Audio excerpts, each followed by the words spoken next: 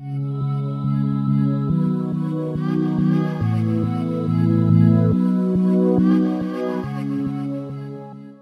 à tous, donc je suis aujourd'hui ici en compagnie de Gilles Arsène pour parler donc de ce plateau télé qui a eu lieu sur l'équipe 21 avec Bicente Lizarazu, Cyril Diabaté, Gani Yalouz, Jean-Marc Mormec et le secrétaire d'État chargé au sport, Thierry Braillard. Donc voilà, l'idée c'est de parler un petit peu de ce plateau. Qu'as-tu pensé Gilles de ce plateau télé? Un débat intéressant, c'est vrai qu'on peut remercier Bicente pour avoir quand même ça, pris l'initiative de parler du jiu-jitsu, du MMA, ça fait plaisir, parce qu'on n'a pas beaucoup d'ambassadeurs, surtout du jiu-jitsu en France, donc c'est bien. Et puis il a vraiment, pour moi, il a posé les bonnes questions, il n'a pas lâché, on voit que c'est un sujet qui l'intéresse, donc c'était assez bien. Enfin, pour moi, le débat est resté poli, gentil, enfin chacun un petit peu sur ses positions. Cyril Diabaté a assez bien intervenu aussi, je trouve. Ouais, Lizarazu aussi a pris, on a vu qu'il a pris un peu la défense du MMA en fait. Hein. Il a lancé quelques pics à Thierry Braillard, c'était assez rigolo quoi. Alors, quelques pics, ouais, mais bon, c'est des pics qui restent stériles parce qu'on sait très bien que ça c'est de la politique. Donc voilà, moi je peux comprendre aussi la position de M. Braillard, parce que c'est vrai qu'en même temps il disait, attendez, le MMA, vous êtes en train de me faire croire que c'est pour les bisounours, je crois. Ouais. Et il n'a pas tort dans un sens. C'est vrai que le MMA c'est quand même un sport violent, c'est difficile, c'est un sport de contact. Donc pour un néophyte, quand on voit quelqu'un dans la cage en train de se prendre des parpaings dans la tête, c'est vrai que c'est pas de la gymnastique quoi. Donc il faut aussi, faut pas non plus aussi, voilà, faire passer les vessies pour des lanternes. Il faut dire les choses telles qu'elles sont. Qu'est-ce que c'est? Donc après, justement, en étant honnête, je pense qu'on pourra légitimer, légaliser le MMA en France. Donc là, sur ce plateau, parmi les invités, donc on avait un représentant du MMA avec Cyril, de la boxe anglaise avec Jean-Marc Mormec, de la lutte avec Gani Yalouz. Il y avait le secrétaire d'État au sport, mais donc il n'y avait pas de représentant ni du judo ni du jiu-jitsu. Je pense que indirectement, c'est M. Lizarazu qui l'a représenté. Ouais, indirectement. Et du coup, est-ce que tu penses que c'est un bon ambassadeur, Bicente Lizarazu, pour le jiu-jitsu brésilien en France? Déjà, j'ai du mal à parler des gens que je ne connais pas. Bon, extérieurement, je l'ai un petit peu vu, surtout à Lisbonne en 2008, puisque moi-même j'avais combattu. Donc je l'ai vu combattre en ceinture bleue. Donc je pense que extérieurement, humainement, c'est quelqu'un qui aime la nature, donc d'assez humain, donc forcément, pour moi, intéressant. Ouais. Ça change des ex-footballeurs mégalos, etc., voilà, qui pensent qu'à l'argent. Donc c'est vrai que je préfère que ce Lizarazu qu'un autre, ouais, pour représenter, entre guillemets, le jiu-jitsu. En tout cas, être un ambassadeur du jiu-jitsu. Donc, comme je l'ai dit sur un forum, ce que je trouvais juste un peu triste, c'est que c'est vrai que bon, faut attendre que ce soit un footballeur qui fasse du jiu-jitsu pour qu'on se mette à parler du jiu-jitsu. C'est un peu, c'est que ça fait 20 ans qu'on pratique. Bon, on aurait peut-être pu en parler un peu avant, mais bon. Encore une fois, ce qui compte, c'est que la machine elle avance. Et si Lizarazu, parce qu'il pratique le jiu-jitsu, on parle un peu plus du jiu-jitsu brésilien, ce qui compte, c'est le résultat. Donc c'est très bien. Là, récemment, donc, le président de la Fédération française de judo, Jean-Luc Rouget, a encore fait quelques déclarations par rapport à tout ça. Quel est ton avis là, sur ce qu'il a pu dire là, le fait, par exemple, là, de dénigrer les pratiquants de MMA et qu'est-ce que tu en penses?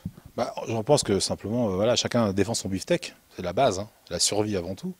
Donc le judo, c'est quand même beaucoup de licenciés, c'est une machine surpuissante en France. Et on peut comprendre qu'ils sont un peu inquiets, qu'il y ait comme ça des nouvelles disciplines qui émergent. Et surtout le MMA, il faut se dire une chose. Pour moi, le MMA, c'est un petit peu la boxe moderne, entre guillemets. Hein. Voilà, c'est ce qui est à la mode, c'est une nouvelle forme de combat, complète, totale. Alors, cette fois, je ne crois pas qu'on pourra faire beaucoup mieux. Et donc voilà, les gens préfèrent aller faire du MMA parce que techniquement, c'est plus complet, plus intéressant que d'aller faire que de la boxe ou même que du jiu-jitsu, parce que c'était pas la même démarche. Donc c'est difficile de lutter contre ça. Et en plus de ça, le judo, c'est quand même... Moi, j'étais judoka à la base. Donc le judo, c'est pour les enfants, les adultes, c'est bon quand même. En général, c'est plutôt la compétition, et une compétition très dure, parce que le niveau en France, il est énorme en judo, il faut s'en rendre compte quand même. Et donc voilà, donc c'est encore une fois, c'est le MMA, ça peut être à long terme un danger au niveau des licenciés, etc. Et en plus de ça, bon, effectivement, je peux comprendre aussi que dans l'éthique sportive, voilà, le MMA, c'est les coups au visage. Mais je crois que le débat n'est pas là parce que, encore une fois, moi je préfère mettre le MMA du côté de la boxe, dans le sens où c'est un sport de contact. On met des coups. C'est un sport de combat, le MMA. Ce n'est pas un art martial. D'accord? Donc il faut quand même faire la différence. Il ne faut pas tout mélanger. Que le judo soit un peu inquiet par rapport au jiu-jitsu brésilien, qui est la forme de jiu-jitsu dite newaza au sol, je peux le comprendre qu'il y ait une inquiétude. Ça, c'est normal parce que c'est la même famille, c'est la même histoire. Par contre, le MMA, ça n'a rien à voir. Le MMA, c'est un sport de contact, un sport de combat. Okay, donc pourquoi le judo serait inquiété par quelque chose qui finalement n'est pas assimilable à lui? Et oui. Oui, voilà, parce que comme tu dis, au final, la fédé du judo aurait plus à être inquiète finalement du jiu-jitsu. Et c'est pour ça d'ailleurs qu'il développe de plus en plus de compétitions en Newaza, non? Alors évidemment, alors le problème du jiu-jitsu brésilien, moi je m'en souviens, on avait parlé avec M. Domagata, qui était ministre, pas ministre, mais représentant de tout ce qui était jiu-jitsu traditionnel à la FJDA il y a 10 ans. Il y a eu un débat qui a été fait à Karate Bushido, et donc on a eu un peu le même problème. Alors le problème des judokas, c'est quoi? On leur parle du jiu-jitsu brésilien. En fait, l'idée, c'est qu'en fait, pour les judokas, on a l'impression qu'on leur vend leurs produits avec une autre étiquette. Ce qui n'est pas faux. Parce que qu'est-ce que le jiu-jitsu brésilien? Le jiu-jitsu brésilien, c'est Mathieu Maïda, qui était un professeur de judo, entre guillemets. Parce que pourquoi de judo? Il était au Kodokan. Parce qu'au Kodokan, tous les professeurs qu'il y a eu étaient des professeurs de jiu-jitsu, tous spécialisés, chacun dans un domaine. Il faut le savoir. Et il y avait des écoles de judo, Kosen, etc. Voilà, des vieilles écoles de jiu-jitsu dites de judo, d'accord, qui étaient installées là-bas. Donc, pour la petite histoire, il est venu au Brésil, et puis bon, lui, qu'est-ce qu'il a fait? Il a appris le jiu-jitsu parce qu'il n'a pas parlé du judo. Ok? Alors, beaucoup de gens pensent, et Jigoro Kano aussi, qu'il a trahi le judo parce qu'en fait il a été vendre le jiu-jitsu à l'extérieur. Mais ce que les gens ne savent pas, et ça je sais ça de Fernando Yamazaki qui me l'a expliqué, vu que sa famille, etc., ont fait partie des colons japonais installés à São Paulo. Alors ce que peu de gens savent, c'est qu'en fait il y a eu un quiproquo au niveau de la communication de la directive disant que Kano voulait que tous les professeurs expatriés disent qu'ils pratiquaient le judo, etc. Et donc, en fait, l'information est passée 9 ans plus tard. Voilà, ça, c'est un détail que peu de gens savent. Voilà. Mais, sur le coup, évidemment, Jigoro Kano a pris ça comme une trahison, et il a dit, Monsieur Maïda, il va rester au Brésil, il va faire ce qu'il veut, et je ne vais plus entendre parler de lui. Voilà. Donc, voilà. Donc, je peux comprendre le problème des judokas qui se disent, attendez, ils nous font quoi? Ils nous présentent du newaza amélioré, enfin, développé, et nous disent, voilà, ça, c'est nouveau. Voilà, non, rien de nouveau. Ok? Donc voilà le problème. Mais la réalité étant, ils ont raison entre guillemets, dans un certain sens. Mais maintenant, c'est quoi? Le judo, on le sait très bien, c'est beaucoup porté debout, d'accord? Même si certaines écoles travaillent plus au sol, mais en général, par rapport aux règles de compétition, c'est un travail essentiellement debout, ok? Et assez régulé au sol. Si effectivement la pratique au sol est moins dangereuse que debout, ça tout le monde le sait. Tous les vieux judokas viennent faire du jiu-jitsu brésilien parce qu'ils retrouvent les sensations du judo, mais en travaillant avec moins de risques au sol. Voilà l'histoire. Donc, encore une fois, non, ça fait partie de... Plutôt que d'essayer de dire « ok, c'est pas bien », etc. Non. Le JJB, le jiu-jitsu dit brésilien, c'est un petit peu une espèce de judo moderne, d'accord, plus libre techniquement. Et plutôt que de faire contre, il faut faire avec. Parce que là, ce serait, je pense, une erreur du judo de faire ça. Alors, qui crée des compétitions Newaza pour essayer d'absorber le phénomène du jiu-jitsu? Moi, ça ne me dérange pas. Moi, mes élèves, il faut faire des compétitions Newaza. Qu'est-ce qu'ils font? Ils prennent une licence, ça coûte 20 balles, et puis ils vont participer à la compétition Newaza. Mais ils reviendront toujours faire du jiu-jitsu brésilien avec moi. Oui. Donc le problème est là, c'est qu'en faisant ça, ils ne vont pas éteindre le phénomène du jiu-jitsu brésilien. Au contraire, ils vont le faire évoluer. Parce qu'on aura toujours besoin de professeurs de jiu-jitsu brésilien. Oui, certains professeurs de judo sont très très forts au sol. Sûrement plus fort que moi, là n'est pas la question. Mais en règle générale, il y a déjà beaucoup de ceintures noires en France, même pas besoin d'être ceinture noire pour enseigner, mais des gens compétents en France pour transmettre les techniques du jiu-jitsu brésilien. Donc, on n'a pas besoin de créer une armée de professeurs de judo spécialisés au sol pour essayer de contrer le phénomène. Le phénomène, il est déjà là. Nous, ça fait 20 ans qu'on le pratique, voire ça fait 15 ans pour les plus anciens qu'on l'enseigne, les bases, je dirais, et maintenant, c'est plus les bases. Donc non, et le train, il faut le prendre, voilà, on peut pas... Il est en marche, donc il faut rentrer dedans ou pas. Là, par rapport à la croissance du jiu-jitsu brésilien, la pratique, le nombre de compétitions, etc., est-ce que tu penses qu'on est toujours en phase de croissance, pour ce sport? Là, il s'installe bien parce que bon, la Confédération française du jiu-jitsu brésilien commence à vraiment se structurer. C'est vrai qu'au début, bon, il y a eu des petits problèmes. Et vous savez, c'est toujours, enfin, tu sais, vous savez, c'est toujours la même histoire. C'est comme le MMA, c'est que on se connaît tous dans ce milieu, d'accord. Donc oui, un tel, il est ceci, un tel, il est cela, un tel, il n'a pas fait ça. Bon, ok. Moi, je dirais que c'est mon professeur qui me l'a dit un jour. Il y a 10 ou 12 ans, je disais ouais, mais lui c'est un imposteur, c'est honteux, lui il n'a pas fait ci. Il m'a dit Gilles. Si tu veux que les choses progressent, si tu veux que les choses avancent, ok, t'as peut-être pas tort, mais il est comme ça, tu es comme ça, l'autre est comme ça, mais avancez au moins ensemble. Parce que ce qui compte, c'est le résultat. On peut toujours critiquer, on peut toujours dire oui, lui est comme ça, ou non, Lizarazu, pourquoi il fout rien. Non. En attendant, bon, il fait des choses bien, à sa manière, on parle de jiu-jitsu de manière saine, ok, donc autant avancer avec lui. Moi, je m'en fous de savoir si vraiment il est bon ou pas, ou il a sa stature, il la mérite ou pas. C'est pas la question. Moi, je suis pas son professeur. Voilà.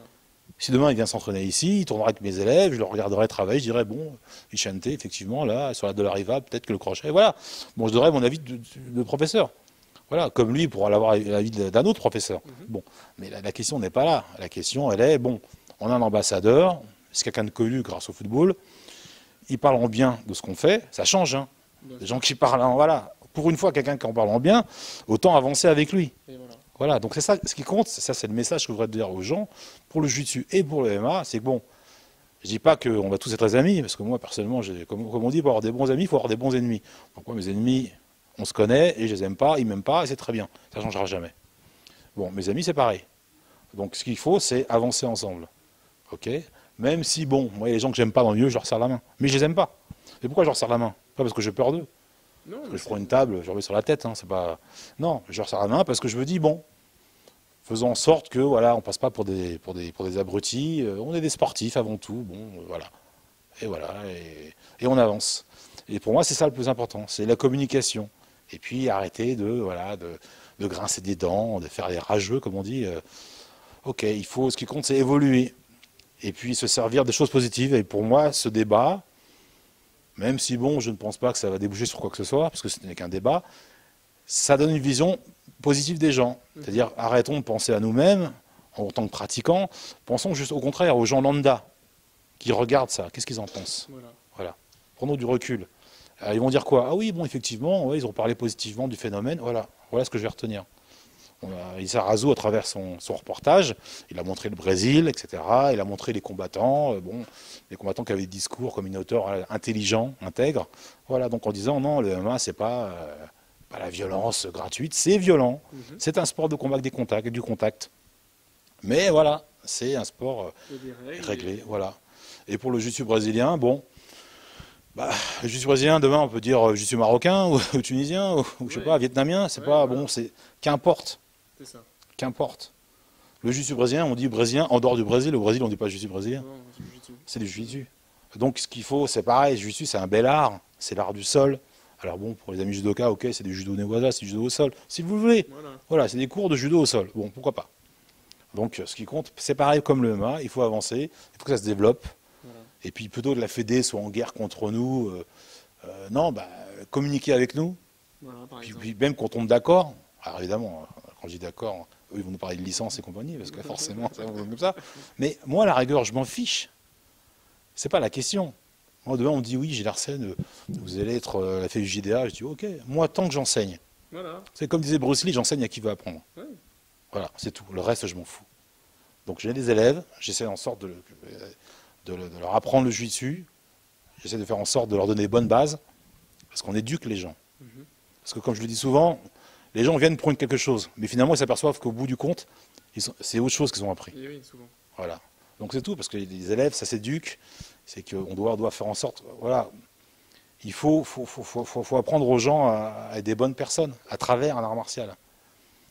Une fois, on avait posé la question à Flavio Canto, qui est un grand judoka et spécialisé en jiu-jitsu, d'accord? On lui avait dit, mais Flavio, pourquoi vous avez préféré le judo au jiu-jitsu? Bonne question. Et il a répondu, vous savez, si j'avais choisi le jiu-jitsu, j'aurais été un guerrier. En choisissant le judo, je suis devenu un homme. Alors qu'est-ce qu'elle veut dire par là? C'est vrai que le jiu-jitsu brésilien, parfois, on a un petit peu l'image, voilà, les types avec des gros coups, etc. Il y a un peu cette image qu'il faut faire disparaître. L'image du valet tout dos, l'image, voilà, c'est ça. Alors que le judo, pas du tout. Le judo, c'est au contraire, c'est gentle heart, quoi. Donc il faut faire changer ça. Il faut vraiment, et je pense qu'on a suffisamment maintenant de représentants, voilà, dans le monde pour montrer que le judo brésilien, c'est un art, c'est extrêmement technique. Moi, je ne connais pas un art plus technique, enfin, en tout cas au sol. Il y a une richesse technique que je ne connais pas un art qui puisse arriver, je pense. Hein. Je ne connais pas grand-chose, mais voilà. Donc c'est tout, il faut vraiment arriver à ça. Et les professeurs qui apprennent les techniques que je suis dessus, voilà, ils font en sorte que les gens deviennent des bons combattants, des techniques efficaces, mais il faut aussi que ce soit des bonnes personnes qui emploient ces techniques, qui les pratiquent. Et toujours avoir une image positive du jiu-jitsu. Un art martial. Voilà. Bah, écoute, merci beaucoup Gilles pour ce mot, là, ton avis sur ce débat. Et puis voilà, donc en espérant que le combat continue et que tout ça, ça puisse aboutir un jour à une légalisation du MMA en France. Merci Gilles. Avec plaisir.